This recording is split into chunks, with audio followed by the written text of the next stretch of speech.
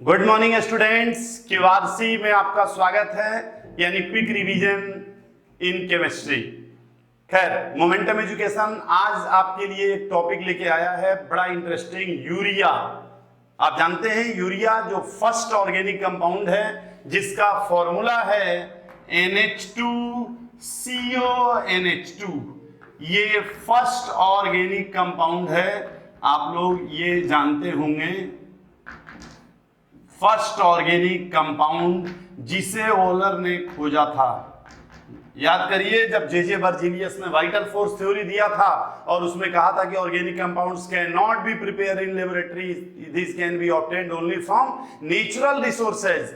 उस कंडीशन में उस समय जो है ओलर ने लैब में इसको बना के और पहला ऑर्गेनिक कंपाउंड का दर्जा दिलाया यूरिया को। इस यूरिया को आज हम लोग पढ़ेंगे। वैसे तो यूरिया दो पार्ट में है, एक ह्यूमन बॉडी में क्या करता है, एक प्लांट में क्या करता है। लेकिन हमें जो पढ़ना है वो प्लांट में पढ़ना है कि प्लांट में नाइट्रोजन की कमी को कैसे दूर करता है, यूरिया क्या है, इसके बारे में हम लोग देखेंगे।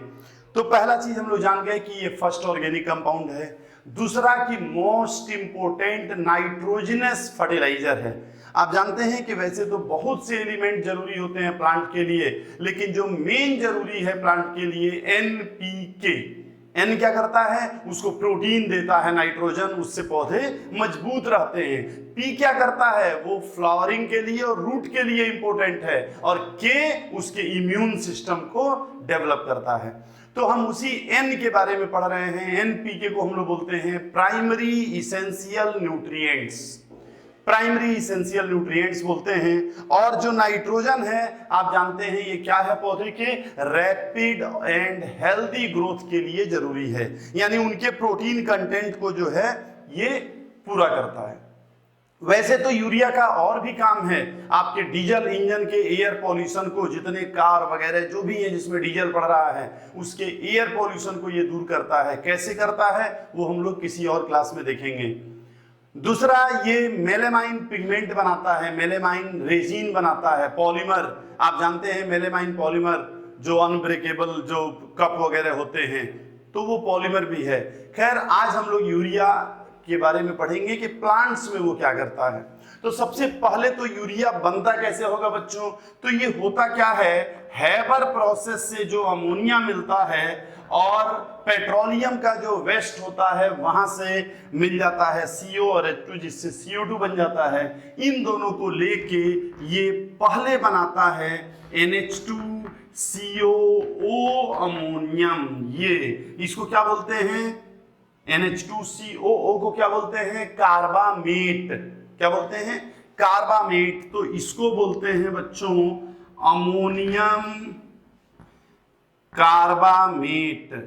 और ये अमोनियम कार्बामेट चूंकि अनस्टेबल होता है, तो N अनस्टेबल होने की वजह से ये CO2 निकाल देता है अमोनियम कार्बामेट, और वाटर निकाल देता है। और वाटर निकालने के बाद ये क्या करता है, NH2CONH2 बना लेता है, जिसको हम लोग कहते हैं यूरिया।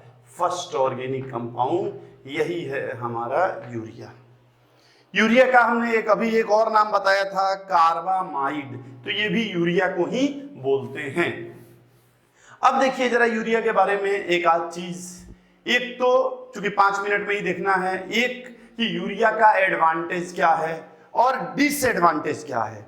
तो देखिए यूरिया के एडवांटेज में पहला तो ये कि ये हाईएस्ट नाइट्रोजन कंटेंट रखता है। Highest nitrogen content, advantage highest nitrogen content. कितना, बाकी सब में किसी में 30%, किसी में 40% ऐसे होते हैं, इसमें 46.6% नाइट्रोजन होता है।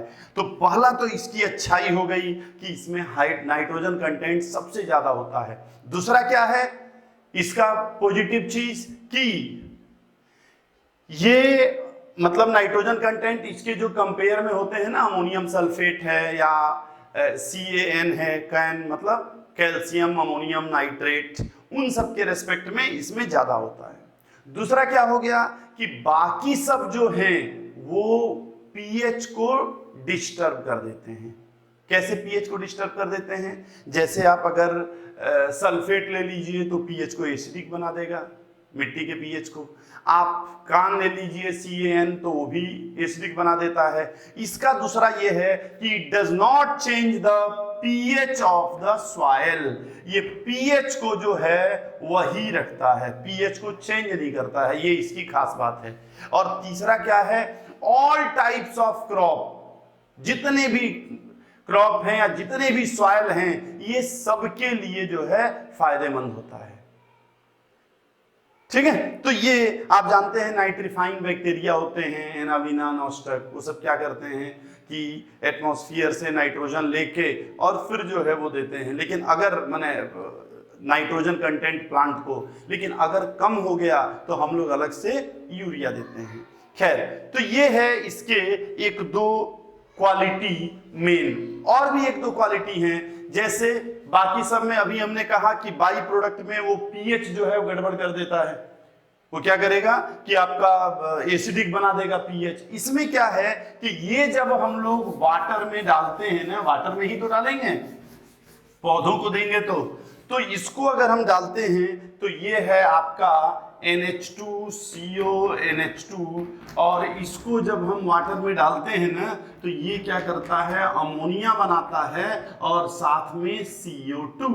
एक तो CO2 फिर से प्लांट ले सकता है और नहीं भी ले रहा है तो CO2 से बहुत दिक्कत नहीं आती है, अमोनिया हमें मिल गया तो ये पीएच को प्रभावित नहीं करता। ठीक है, तो ये दूसरा आपका जो है एडवांटेज हो गया। लेकिन अब ये भी देखते हैं हम लोग, क्या इसके साथ कुछ डिसएडवांटेज भी हैं? क्या डिसएडवांटेज भी हैं? तो हाँ, कुछ डिसएडवांटेज हैं। पहला ये क्या होता है, हाइग्रोस्कोपिक। हाइग्रोस्कोपिक मींस ये मॉइस्चर ले लेता है, तो इसलिए बाकी सबके मुकाबले इसके पैकेजिंग में ज्यादा खर्च करना पड़ता है। इसका पैकेट नहीं तो मॉइस्चर ले लेगा, मॉइस्चर एब्जॉर्ब करने के बाद वो क्या होगा, आप अगर गांव के हैं या कभी यूरिया देखे हैं तो आप देखे होंगे यूरिया आता है, रात में रख दीजिए या 2 दिन रख दीजिए तो उसके बाद उसमें से लिक्विड निकलने लगता है। देखें, तो एक तो ये है। दूसरा क्या है, ये decomposes even at low temperature, तो लो टेम्परेचर पे भी ये डिकम्पोज होने लगता है, यानी फिर उसका वही आंसर है कि इसकी पैकेजिंग में हमें ज्यादा खर्च करना पड़ता है। तीसरा क्या है, बाकी सब थोड़े इम्प्योर हों तो भी चलते हैं, लेकिन ये अगर 2% से ज्यादा इम्प्योर हो तो ये पौधों के लिए जहर का काम करता है। हाँ, स्पेशली साइट्रस प्लांट के लिए, जो साइट्रस प्लांट हैं उनके लिए वही यूरिया जहर का काम करने लगता है अगर 2% से ज्यादा इम्प्योर हो तो ये है आपका उसका जो है डिसएडवांटेज। अब आपके लिए क्वेश्चन मैं छोड़ रहा हूं कि ये यूरिया है, आप एक बार जरा सोचिए इस यूरिया के बारे में क्या क्या आपको सोचना है। आपको सोचना है इसका फंक्शनल ग्रुप कौन है। मेन वैसे तो दिख रहा है अमोनिया, इधर एमीन है, इधर कीटोन है, ये दे लेंगे तो एमाइड भी हो जाएगा, लेकिन मेन फंक्शनल ग्रुप कौन होगा, एक। दूसरा, इसका IUPAC नेम क्या होगा, ये एक बार आप लोग सोचिए कि IUPAC नेम क्या होगा।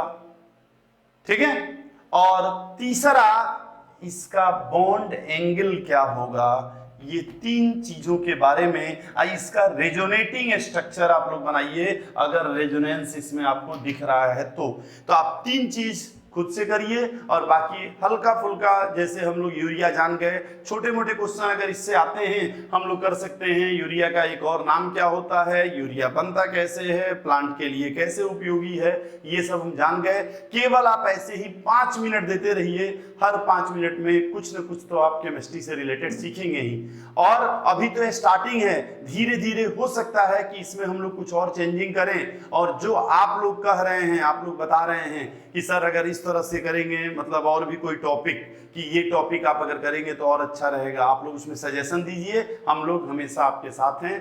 Thank you.